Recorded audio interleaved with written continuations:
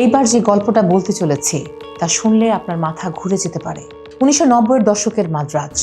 একজন সাধারণ অটো চালককে দেখে কেউ ভাবতেও পারেনি যে তার অটোর চাকায় পিষ্ট হচ্ছে একের পর এক মানবতা, যার নাম শুনলে তামিলনাড়ুর বড় বড় রাজনীতিকদের ঘাম ছুটত।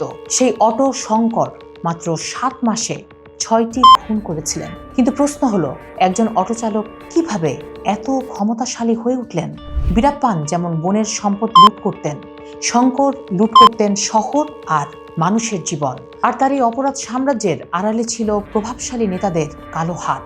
খুনিকে ফাঁসিতে ঝোলানো হলেও তার ডায়েরিতে থাকা সেই রাঘব বোয়ালরা কি আজও আড়ালেই রয়ে গেল?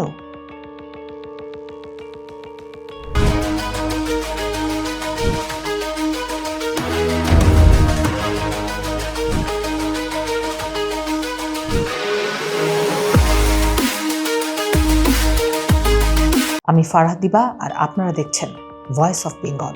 ক্ষমতার মোহ আর অন্ধকারের এক নতুন অধ্যায় নিয়ে আজ আমাদের আলোচনা।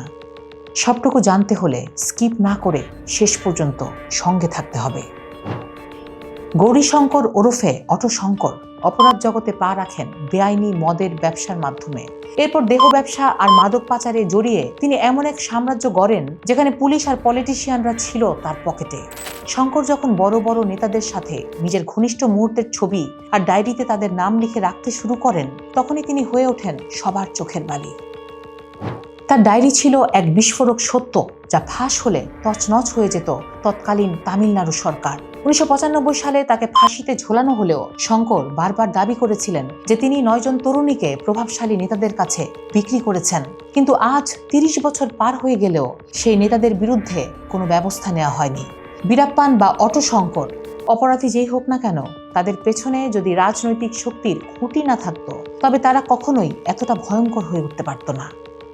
তাহলে অপরাধ কি কেবল অপরাধীই করে, নাকি অপরাধীদের লালন পালন করা আমাদের এই নোংরা রাজনীতিও এর সমান ভাগীদার? আপনার কি মনে হয়, অটো শঙ্করের ডায়েরি কি আজও কোনো লকারে বন্দী হয়ে রাজনীতির নোংরা খেলা রক্ষা করছে?